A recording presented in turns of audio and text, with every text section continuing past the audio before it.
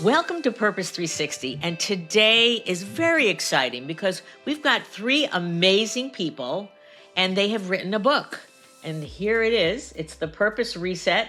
I have read it twice. I've got lots of circles and bent over pages and such because there's so much wisdom in this book. So first, we'd like to start out with our esteemed colleagues, our authors. And please, a little bit of background. So Carolina, why don't we start with you? So a little bit about yourself. What is your personal purpose and what made you decide to write The Purpose Reset? Thank you, Carol. It's so great to be here. And my purpose, now I introduce myself as this. My purpose is to help you reconnect with yours. So it's a little meta to be talking about purpose. And then my full-time job now is related to that. But it didn't start that way. I worked in the corporate world for 20 years, including financial services in New York. I was at Google for 7 years in Silicon Valley, media and entertainment. And then the three of us worked together at a nonprofit organization called the Search Inside Yourself Leadership Institute. And so I guess what I would say is my purpose has evolved, and I see it now as a journey that continues to give me feedback whenever I am on track or off track. Oh, interesting. And today I get to say that I love what I do and that I love the people I get to work with. Great. Okay. How about Rich? Great. Thanks, Carol. Hello, everyone. My name is Rich Fernandez. I'm a performance and organizational psychologist by training. Like Carolina, I spent many years, almost 2 decades, in large corporates, so JP Morgan Chase, Bank of America, and then running talent and learning at eBay, eventually winding up at Google as head of executive education. That's where really we started kind of collaborating on this platform for emotional intelligence because the engineers realized they had to work with other humans. So we developed a whole kind of curriculum for that, Right. which spun off as this nonprofit that Carolina, Steph, and I worked on together, eventually spun that out into a startup called SIY Global, and was CEO of that until very recently, like about a month ago. So kind of independent now, consulting, coaching, advising. My purpose throughout that entire arc of my career, from getting a PhD in psychology to spending 2 decades in large corporates to running a nonprofit and then a startup, has always pretty much been the same, which is the full integration of consciousness in every dimension of life. Ooh, okay. And that's both personal and collective. So integrating consciousness in work, at home, in my community, for myself, but also supporting others to do the same. And I think we need a lot more of that today. So we're going to get into that. Steph. Thanks, Carol. So I work as a coach and facilitator, and I just love supporting people to become a more authentic version of themselves. So I often think, I just get to love people all day. And that's sort of a simple way of putting my purpose. As I was thinking about purpose and how I define it, I was remembering that at the beginning of my purpose reset, that's what really brought me to work at Search Inside Yourself with Carolina and Rich. I had come across a quote from the writer Anne Lamott. The quote is, "Lighthouses don't go running all over an island looking for boats to save. They just stand there shining." And when I read that, it just really struck something in me of I want to be the lighthouse.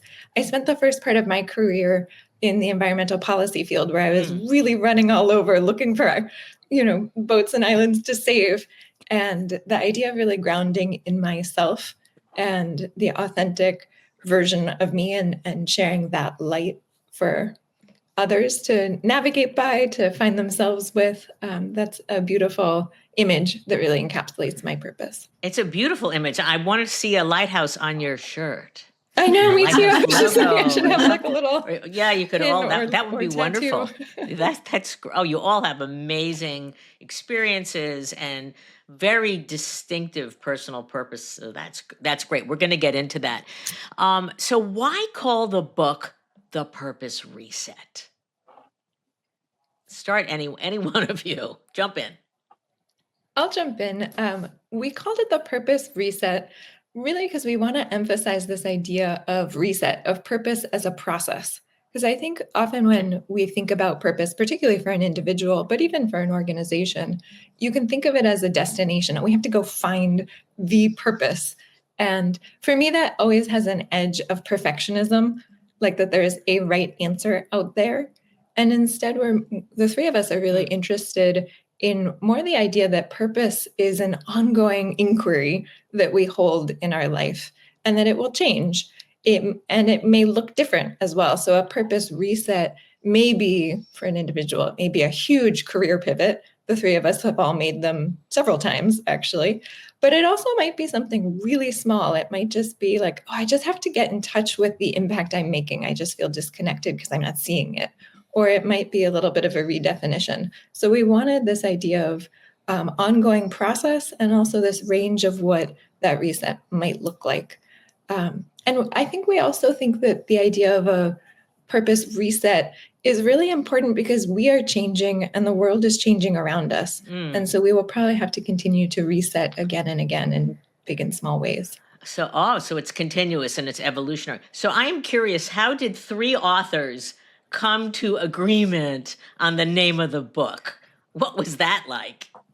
That's a really good question. So Steph, to build on what Steph was saying, I think from our view, it's a process of alignment. That ongoing process is unfolding. It's about kind of aligning, the who, the what, the why, personally on a team for an organization. And that was probably very true of our own process of aligning our kind of perspectives on what purpose really is and really getting down to questions like, what role does love play in understanding purpose? So we actually use the L word in the book.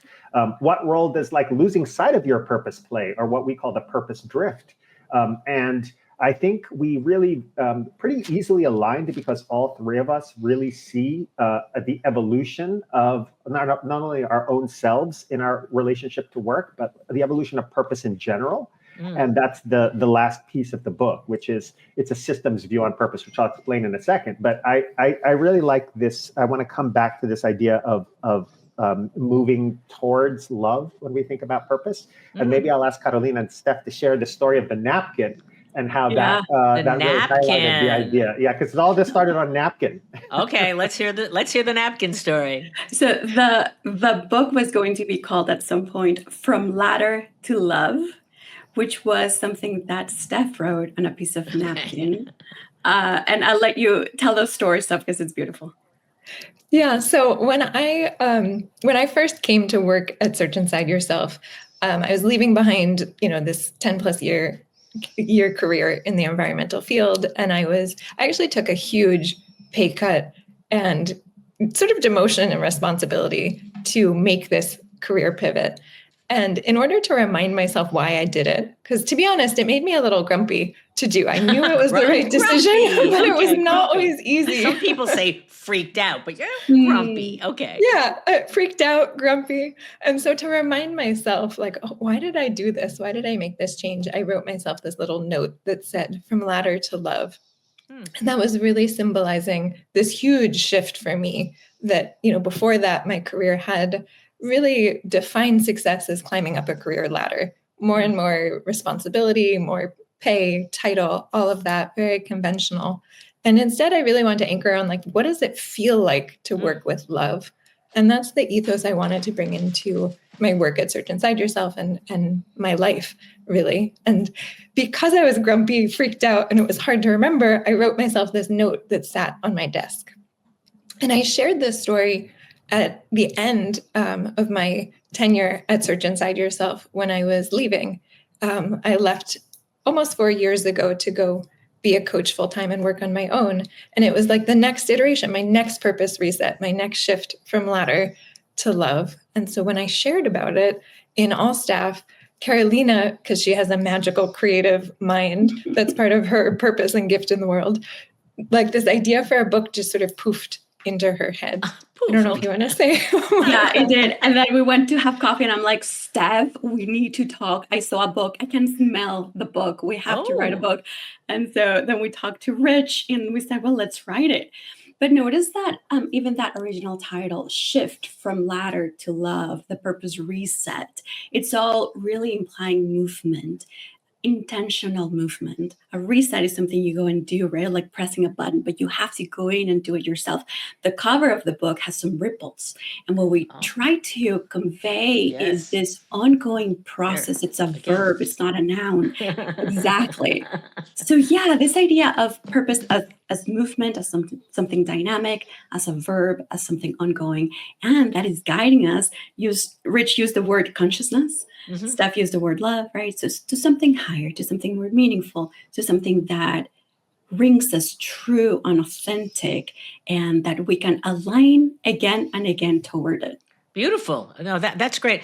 I love in the book, I mean, since I've been working in the field since 1983, I love the fact that you've got it in 3 different sections, and you have personal purpose. And we're going to really spend a lot of time on that, because the Purpose 360 is very much about organizational purpose and brand purpose. Then we were going to shift to talk about team purpose and how do you make that work. And I think that'll be a great gift to our listeners.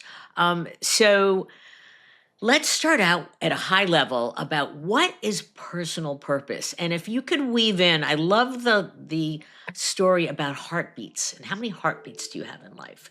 So let's just talk about what is personal purpose in terms of your view. And then we're actually going to dive into your process and your approach. And we're going to talk about questions and exploration. So listeners, hang in with us, because we're going to not talk about just the high level. We're going to talk about the how to do it. So personal purpose, let's just dive in. Who wants to start? I can start.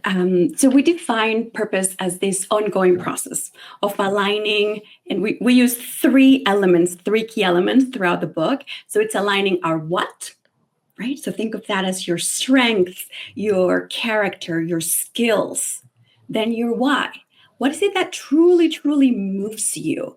Your motivations, your values, those causes that you really care about. And then your who. Who are those people? Who are the groups that you want to have an impact on? So your what, your why, and your who. And then when you combine those 2 with awareness, with greater clarity, with having the moment to sit down and really reflect on this. A lot of reflection. Reflection, right? So it's awareness and then aligned action. Because it's not just about thinking and having great ideas. You really have to act on that.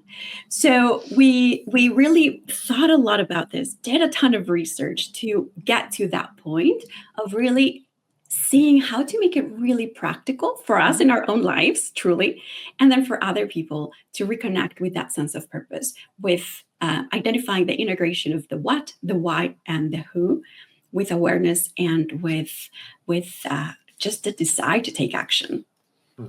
Great. Steph, Rich, you want to add on that? Yeah, and then so to build on that, taking that sort of personal view of purpose, I mentioned this earlier. What's different about this book is that we didn't just focus on the individual. We talked about the individual in the context of teams and organizations. Because I think most books on purpose, I'd have to say, focus only on individuals, which makes that development of those qualities that Carolina was describing, the what, why, and who, a very isolated exercise. So rather than decide what you want to be when you grow up and you know your what, why, and who, we saw that as a limited framework, and we wanted to take this as an ongoing process of also aligning with the systems in your life. So we wrote that purpose reset to take a more dynamic and systems-oriented view of purpose from the perspective of an individual who operates in an ecosystem that may include their team or community and organizations in which they work. So really, this book is taking this unique approach, and it takes into account how to align the individual with a team and an organization, which allows true flourishing to happen. And I love you use flourishing a lot in terms of just, letting things to grow and expand. Steph, you want to add to that? Sure. I'll add a couple of things. One is that what Rich is saying about these different levels, to me, that reconnects to this idea that sometimes a purpose reset is small, like, oh, I'm an individual on this team and I just need to shift how I think about my job to be more of service to the team and the organization, or vice versa. Things might cascade down. And sometimes when we start the purpose reset, we realize like, oh, I'm so out of alignment with everything the team and organization are doing, and I need to make a bigger change. So the part of seeing ourselves in context is also seeing that ripple effect and the bigger impact for the positive and maybe for an inspiration for greater change. So I think that's a critical kind of piece. The other thing I'll add is we like to think of those ripple effects also as sound waves, that when they're in alignment, there's a resonance and it sort of naturally builds and becomes more than the sum of its parts. And that's really exciting. Like to us, that's the promise of actually devoting some time and energy to thinking about purpose at these 3 different levels. Super. So let's dive into the what, the why, and the who. And this is very clearly explained in the book. And it starts with personal. And I really want you to think about, I'm sure all of you have coached someone who truly wants to make a shift and they need to find their personal purpose. And I assume that you give them this guidance. And so let's get really specific in the what, the strengths, the talents, what you talk about, what I spend my time on flourishing. So someone's come to you and you're going to start working with them. So let's walk through it. How about the what?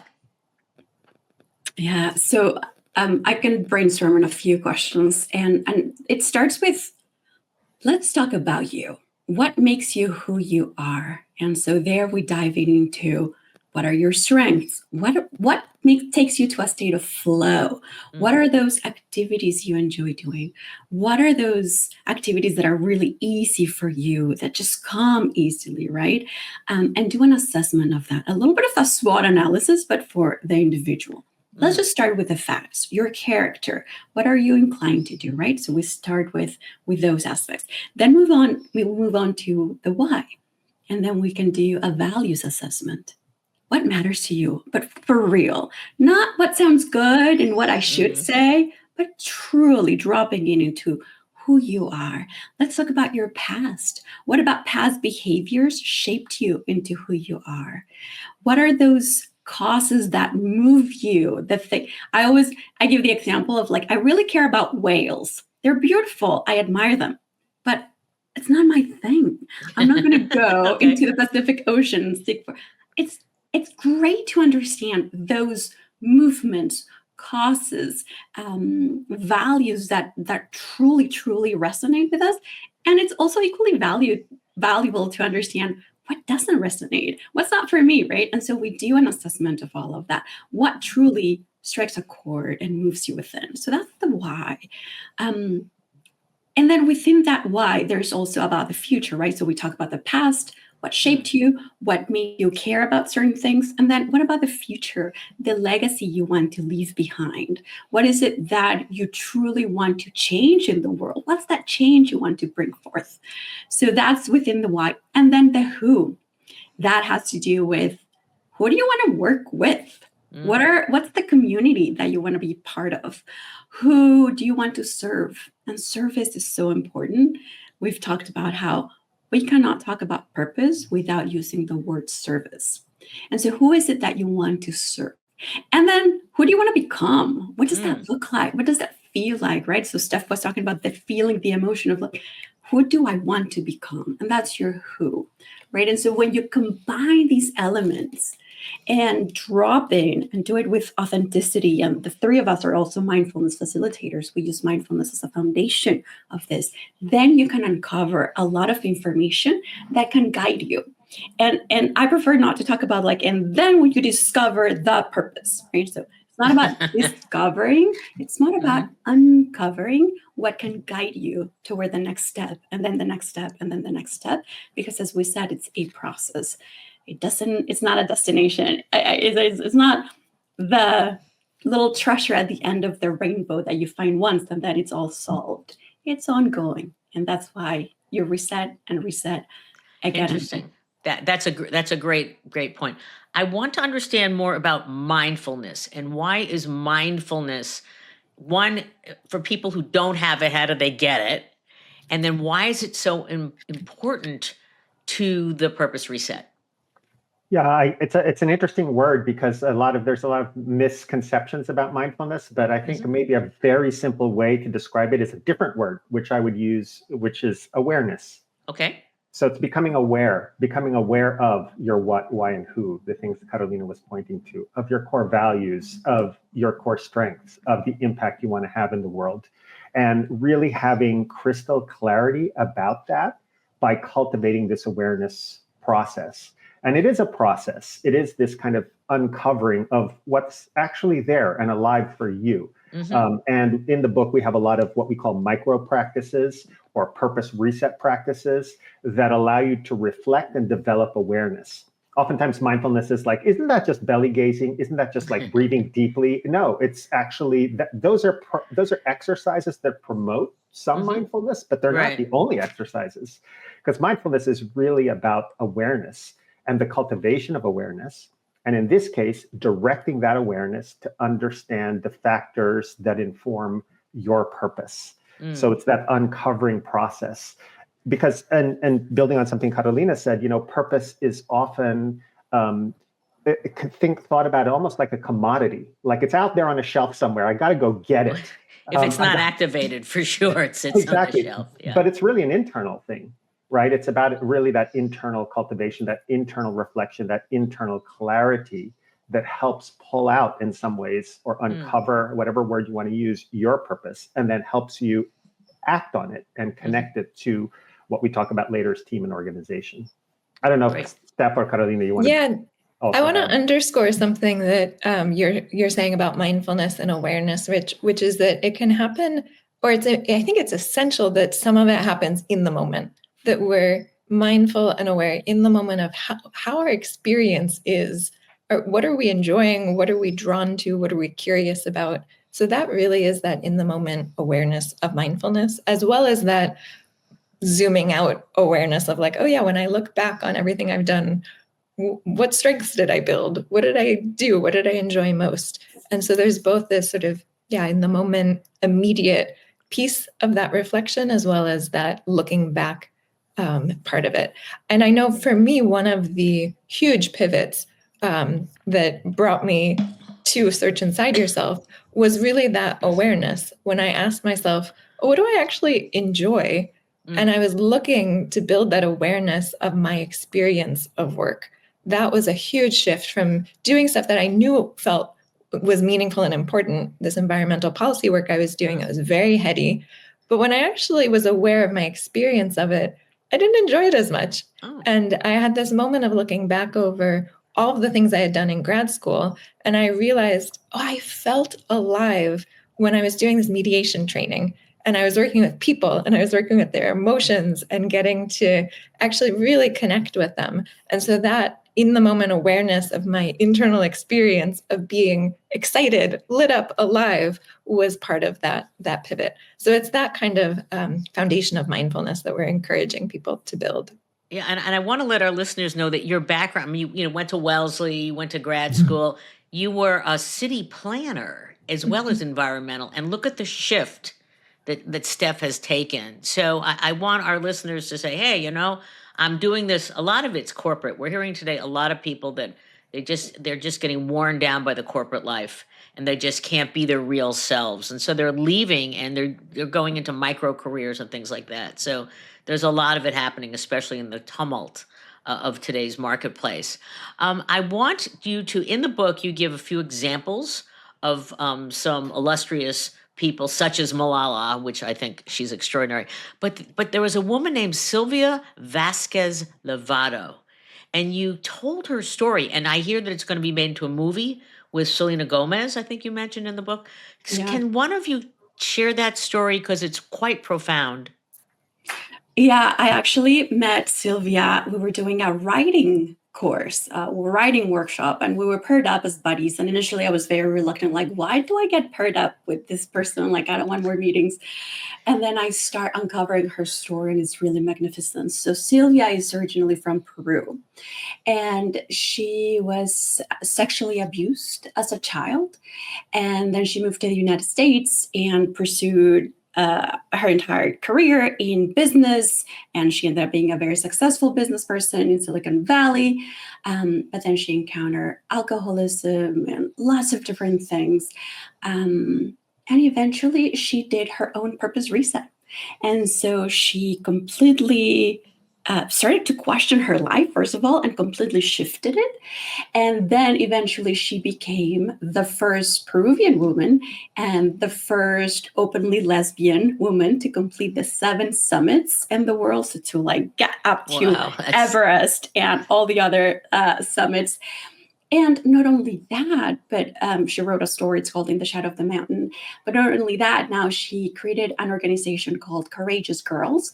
And she takes girls from all over the world to go on hikes and educational programs to support them, especially when sexually abused. So we love the story. I mean, there's so much to the story. Please read her book and also her movie coming up.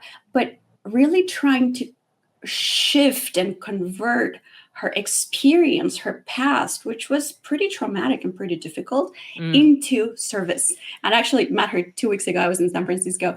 And she continues to grow her philanthropic aspects and initiatives. And it's just so beautiful to witness how we can truly connect to that which moves us and then create action and be of service and change people and support people along their own paths based on our own stories and based on what touched us in the past or that legacy that we want to leave behind. So it is indeed a truly inspirational story.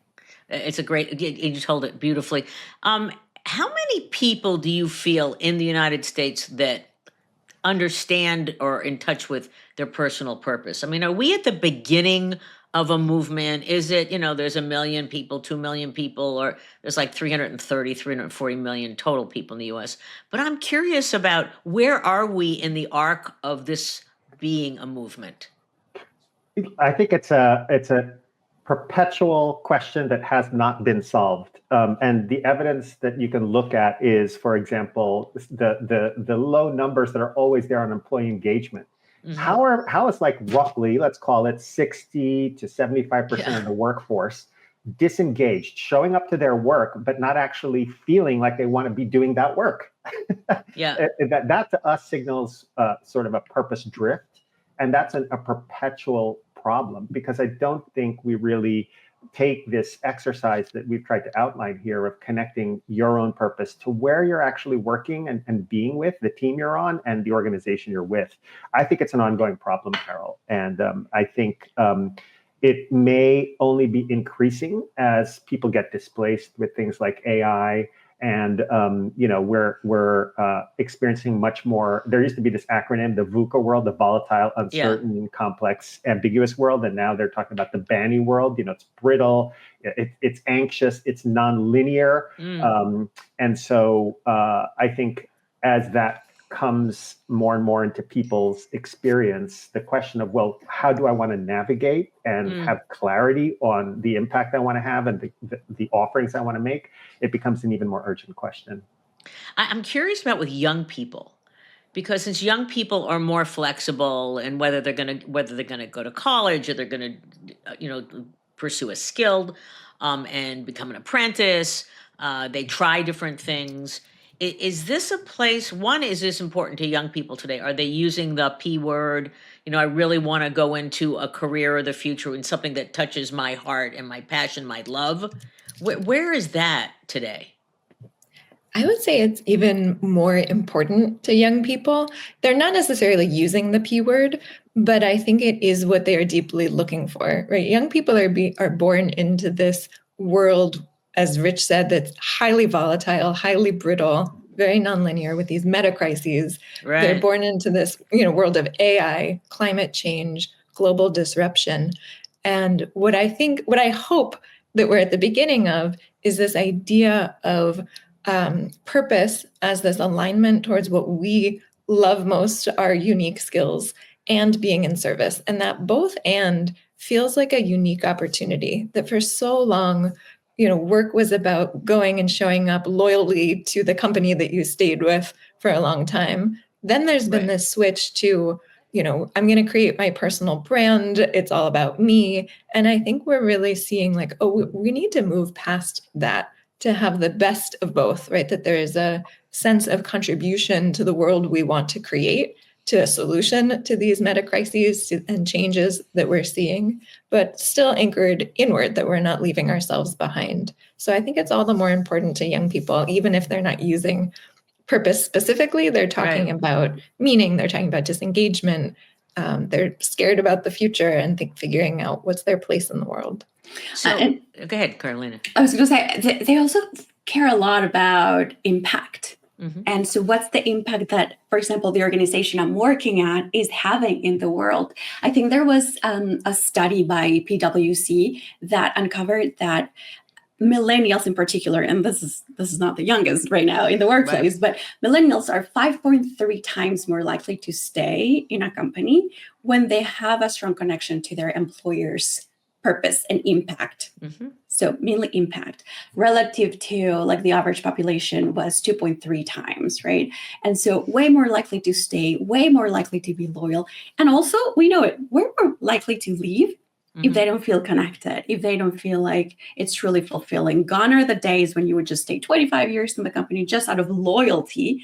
Now it's just like, you know what? This is not in alignment with my values, or this is going against something that I truly care about. And therefore, I'm no longer here and I am going to disengage or leave. Yeah. So we're seeing that for sure.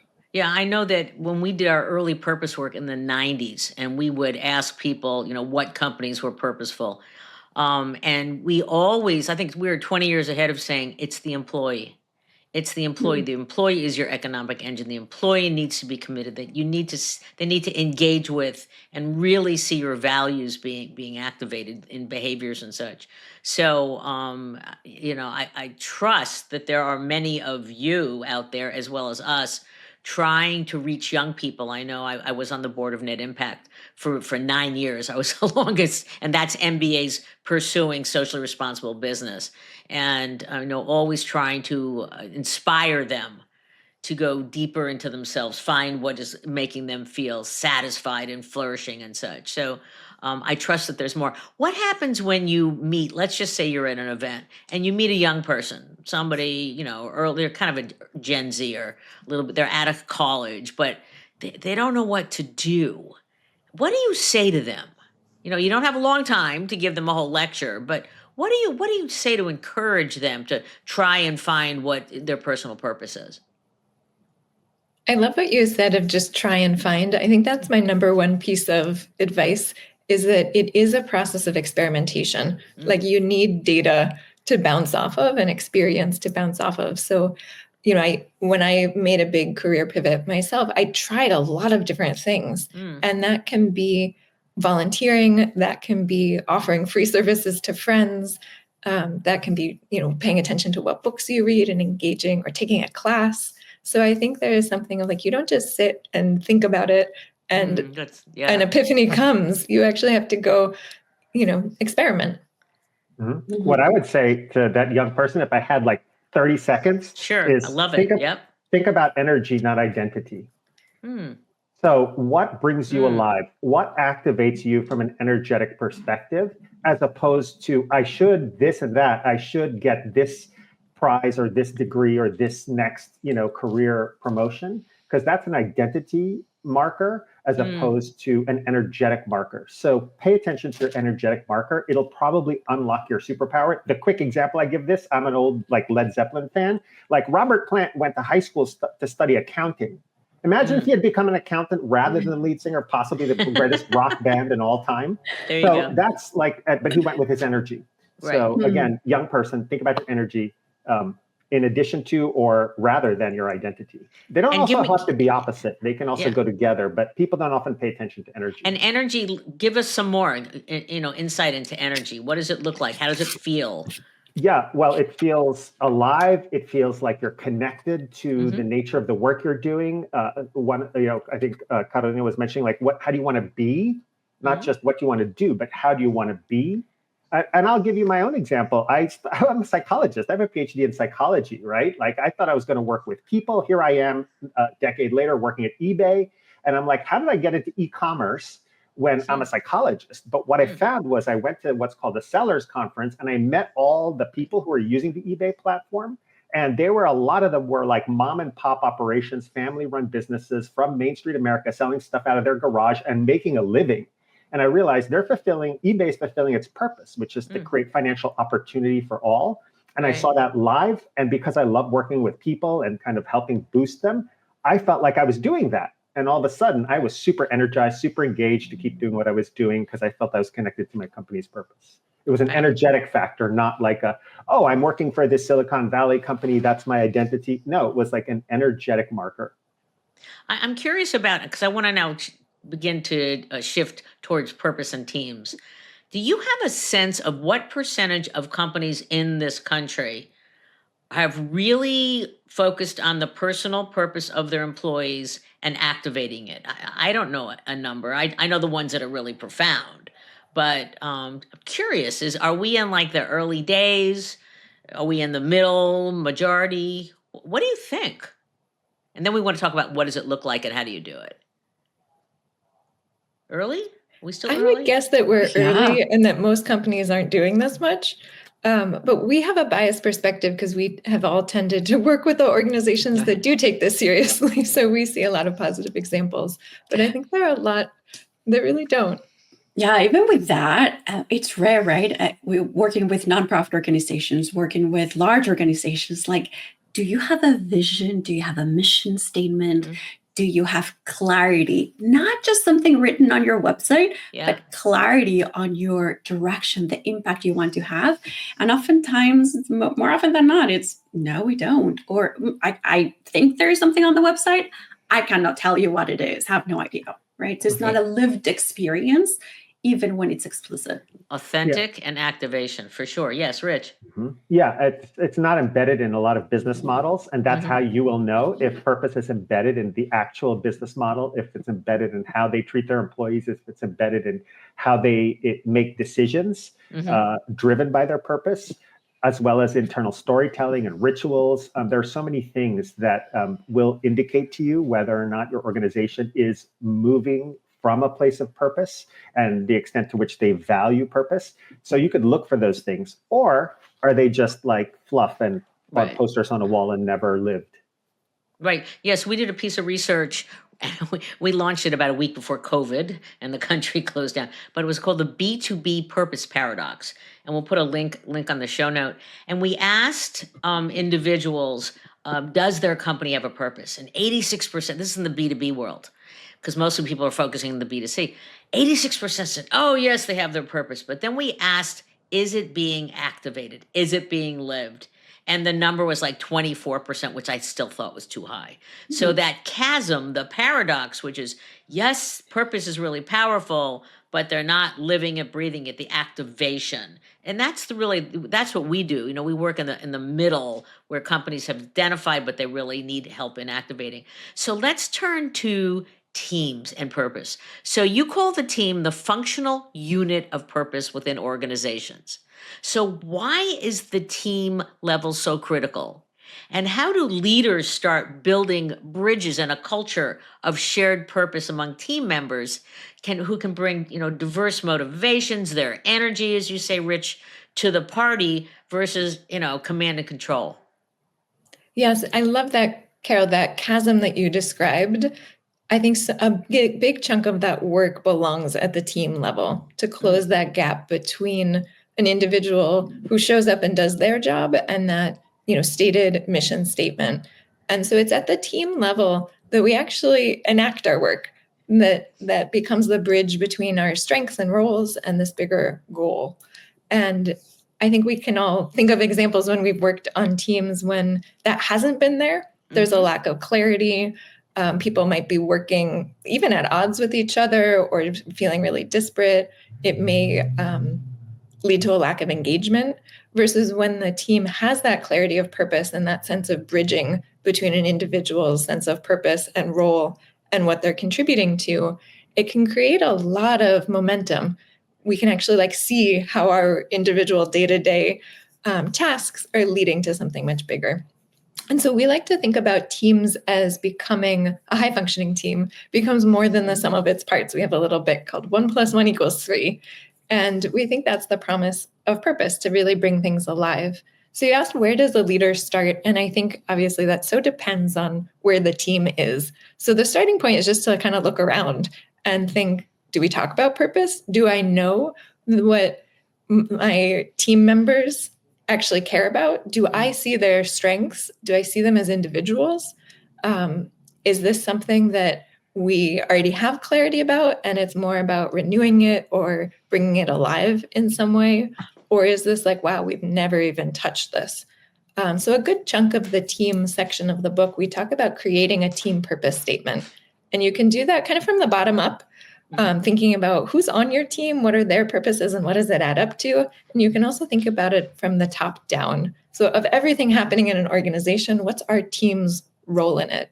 And ideally, those two should meet, and they will not meet perfectly, and that's okay.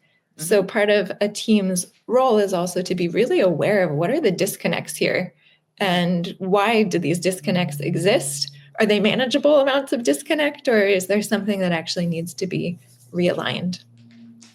And I'd love to know more about how you do it, because I think that we've got people sitting here on the edge of their seats. Okay, great. Personal purpose. I think I've got mine. But how do I really bring others in our company together and then get a team purpose? Carolina. Yeah, I was going to share an example. So I'm actually coaching a nonprofit organization in Germany, and it's their executive team, right? So these are the people reporting to the CEOs. And we were talking about purpose. And I asked that what I thought was a fairly simple question, which is, why does this executive team exist? And they couldn't answer the question. Oh my, dead silence, right? Right? Yeah. Right.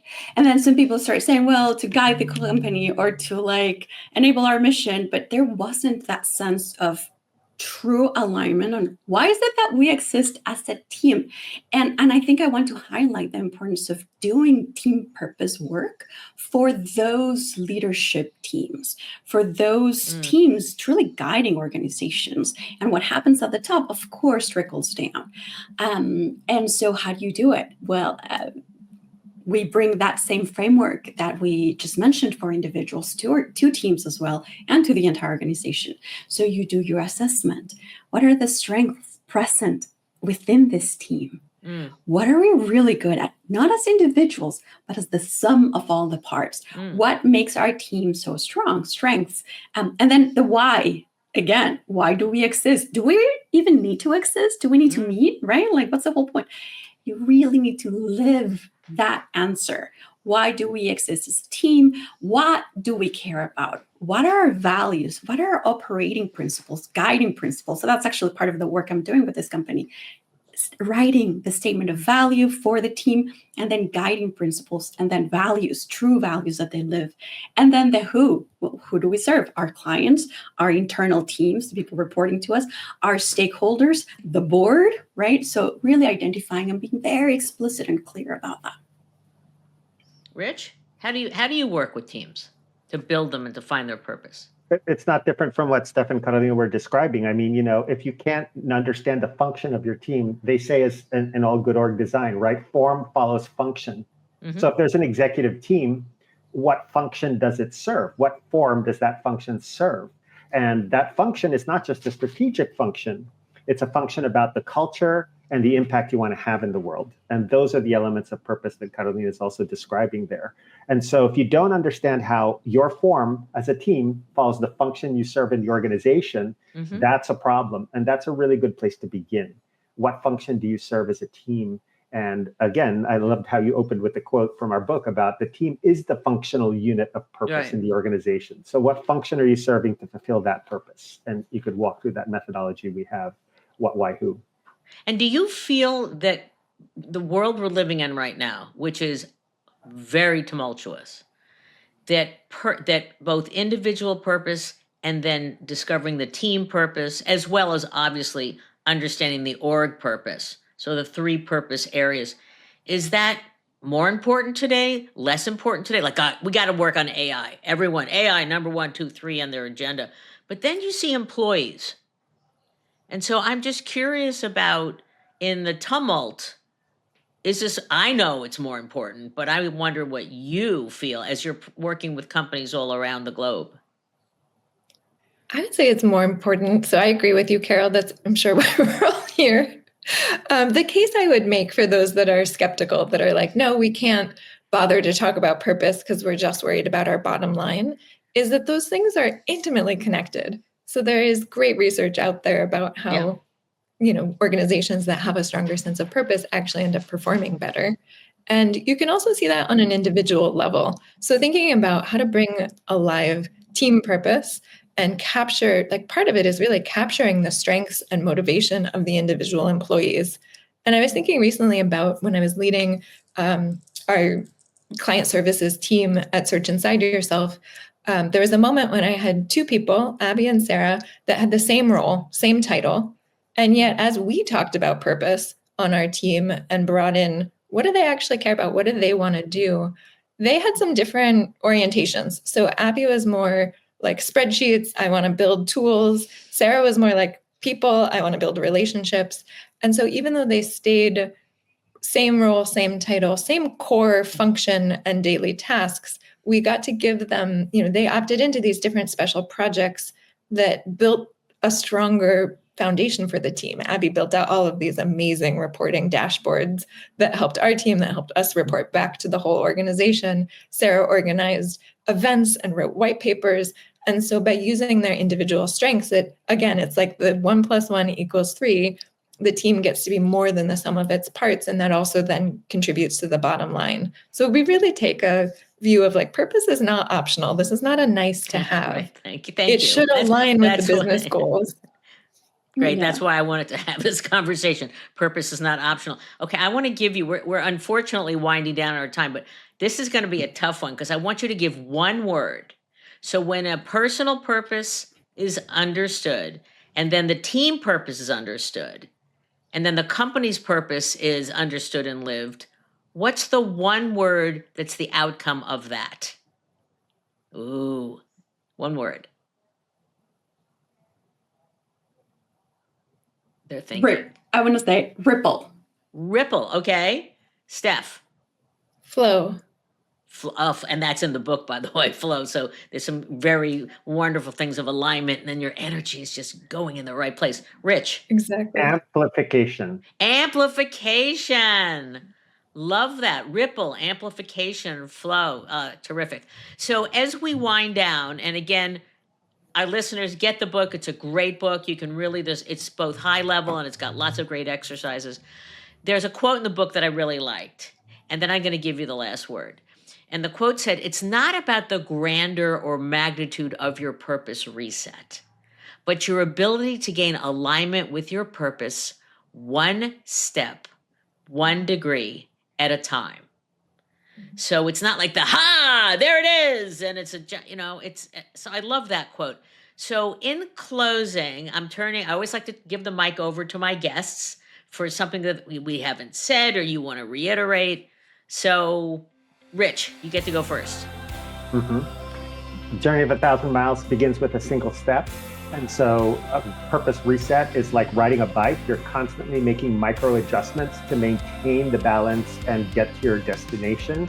And hopefully you enjoy the ride along the way. So just pay attention to each step, each micro adjustment, each degree that brings you to full alignment. Love. Oh, that's great. See, I brought love back into the conversation. There you go. Steph.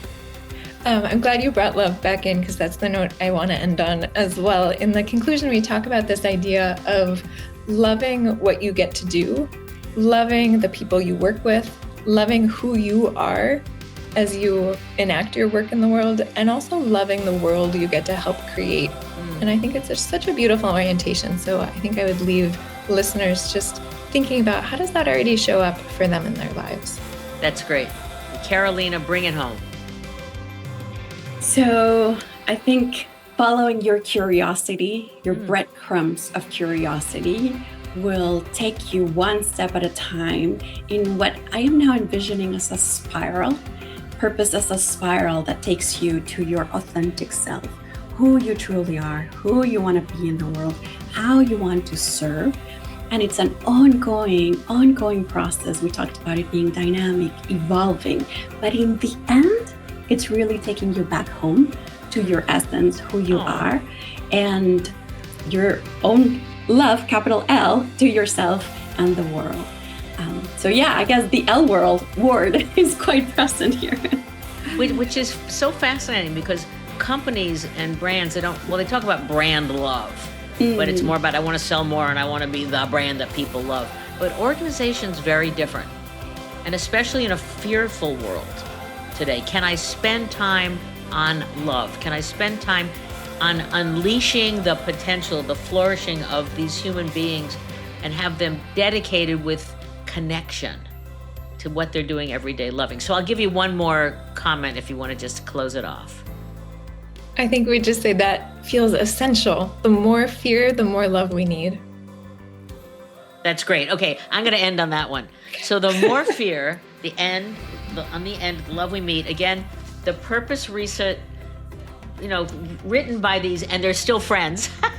They're still working together. I did a book with 4 of us, and that was not easy, but we're still friends. It's a great book, listeners. Thank you for being on the show. Thank you for all the great work that you're doing, and continue to flourish and to love. Thank you, Carolina, Steph, and Rich, authors of The Purpose Reset. Thank you, Carol. Such a pleasure.